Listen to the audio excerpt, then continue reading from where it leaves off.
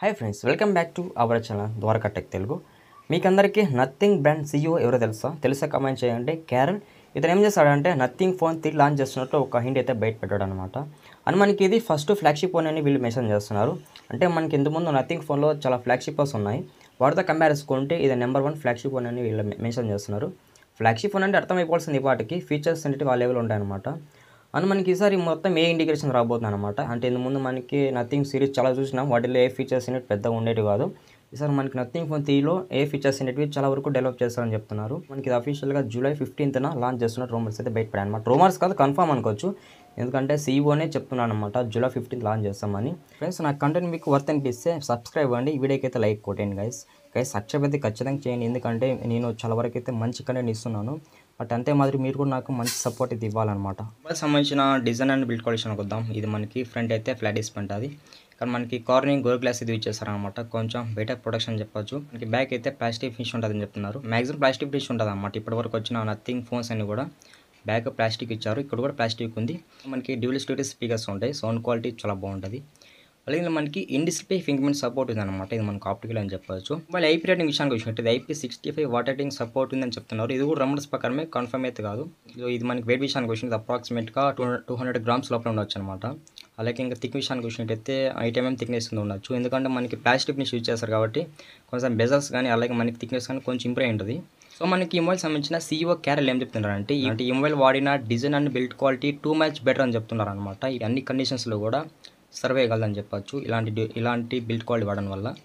ఇంకా మనకి డిస్ప్లే అనుకుందాం. ఇది మనకి 6.7 ఇంచెస్ LTPO AMOLED డిస్ప్లే మీద రాబోతుంది. 120 Hz అయితే రిఫ్రెష్ బెటర్ అని చెప్పొచ్చు. అలాగే మనకి 1.5 రెజల్యూషన్ ఉంది.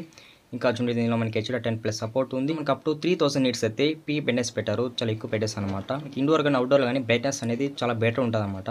వైడ్ వన్ ఎలిమెంట్ సపోర్ట్ ఉంది. OTT కంటెంట్తో కూడా ఫుల్ హెచ్లో వాచ్ చేయొచ్చు, అక్కడ కూడా మనకి బెటర్ ఎక్స్పీరియన్స్ ఉంటుంది. మొబైల్ సంబంధించిన ప్రాసెసర్ విషయానికి వచ్చినట్టు ఇక్కడ మనకి Qualcomm మీద ఇచ్చేస్తారు. మనకి Qualcomm Snapdragon 8s Gen 4 processor ఇది ఇచ్చేస్తారనమాట. ఇది 4nm బిల్డ్ ప్రాసెసర్. LPDDR5X కానీ 4X అని ఉండొచ్చు. అలాగే UFS 4 బ్యాండ్ ఇది రాబోతుంది అనమాట. ఈ ప్రాసెసర్ రిలేటెడ్ విషయానికి వచ్చినట్లయితే మనకి ఈ ప్రాసెసర్ గేమింగ్కి అలాగే నార్మల్ యూజ్ కూడా బాగుంటుంది. మ్యాక్సిమం బెటర్ పర్ఫార్మెన్స్ ఇంక్రీజ్ చేయగలదు ఈ ప్రాసెసర్ అనేది.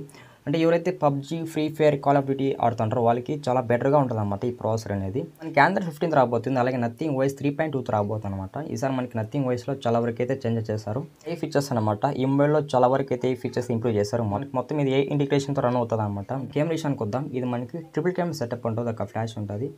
మనకి ఇక్కడ మెయిన్ కెమెరా ఉండేది 50MP ఇచ్చారనమాట. ఇది మనకి OS కూడా సపోర్ట్ చేస్తుంది. కానీ మనకి సోనీ సెన్సార్ ఇది యూజ్ చేస్తారు, బట్ కన్ఫామ్గా ఏ సెన్సార్ యూజ్ చేస్తారని తెలియదు అనమాట.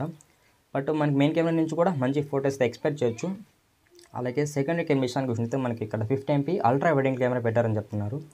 ఇంకా మనకి 50MP ఉంటుంది కాబట్టి మనకి అల్ట్రా వైడ్ షార్ట్స్ కానీ అలాగే గ్రూప్ ఫోటోస్, ల్యాండ్స్కేప్ ఇవన్నీ కూడా చాలా బెటర్గా తీయచ్చు అనమాట. చాలా డీటెయిల్గా కూడా మనకి క్యాప్చర్ చేస్తుంది. అలాగే మనం ఇక్కడ థర్డ్ కెమెరా విషయానికి వచ్చినట్టు మనకి ఇక్కడ 50MP టెలిఫోటో పెరిస్కోప్ కెమెరా పెట్టారని చెప్తున్నారు. యాక్చువల్గా మనకి సెకండరీ కెమెరా పెట్టాలన్నమాట టెలిఫోటో అనేది, బట్ థర్డ్ కెమెరాకి ఇచ్చారు వాట్సాప్కి. ఎందుకంటే టెలిఫోటో కెమెరాకు ఉన్న పర్ఫార్మెన్స్ వేరే కెమెరా కూడా ఉంది అనమాట.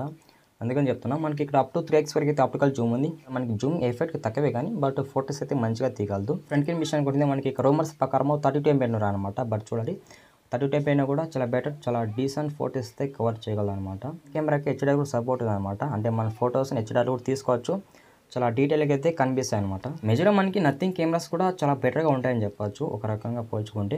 ఇంకా మనకి ఫైనల్గా బ్యాటరీ విషయానికి వద్దాం. ఈసారి బ్యాటరీ కూడా చాలా వరకు ఇంప్రూవ్ చేశారు. సో ఈసారి మనకి ఈ మొబైల్లో 5000 mAh బ్యాటరీతో ఇంట్రొడ్యూస్ చేశారనమాట. 5000 అయినా కూడా ఈజీగా 2 to 3 days వచ్చేదానికి ఛాన్స్ ఉంటుంది అనమాట. ఇక్కడ 50 watts అయితే ఛార్జింగ్ సపోర్ట్ ఉంది. ఈ 20 watts అయితే వైర్లెస్ ఛార్జింగ్ సపోర్ట్ ఉంది చెప్తున్నారు అనమాట. మనం ఫైనల్గా ఈ మొబైల్ సంబంధించిన అన్ని స్పెసిఫికేషన్స్ అయితే కవర్ చేసాము.